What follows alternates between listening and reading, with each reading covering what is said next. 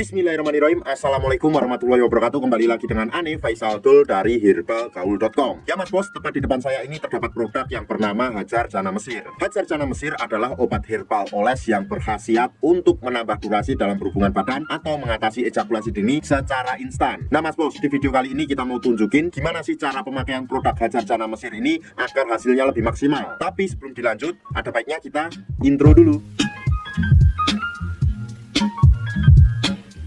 Oke mas bos, nggak perlu banyak cincong, nggak perlu banyak basa-basi. Di sini kita udah siapin produk Hajar Jana Mesirnya. Cuma Ane minta maaf karena ini kemasan sampel ya mas bos ya. Jadi mohon maklum kalau agak lecek, dan ini tuh udah kita buka kemarin untuk review juga. Dan apabila mas bos beli kemasan baru tuh biasanya di sini masih terdapat plastiknya, plastik vakumnya, dan di sini juga terdapat segel yang menempel erat ya mas bos ya. Dan di dalam kemasan box Hajar Jana Mesir ini terdapat 6 piece mas bos nih.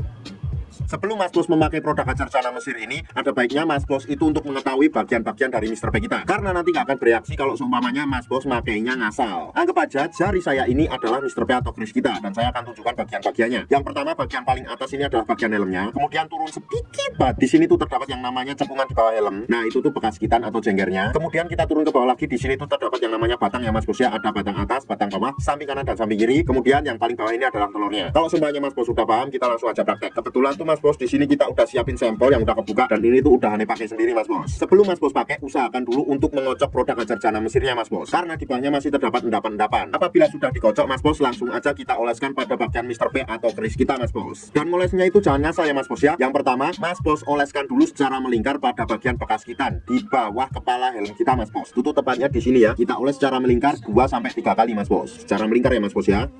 2 atau 3 kali. Kalau saya pribadi 3 kali itu udah jos banget mas bos. Jadi nggak perlu kita tambah lagi. Kemudian apabila pada bagian leher bawah atau jengger kita atau bekas gitan kita udah terolesi mas bos, kemudian kita lanjutkan pada bagian batang bawah mas bos. Nah ini pada bagian batang bawah ini cukup kita oleskan 2 atau 3 aja ya mas bos ya, kayak gini nih. 1, 2, 3.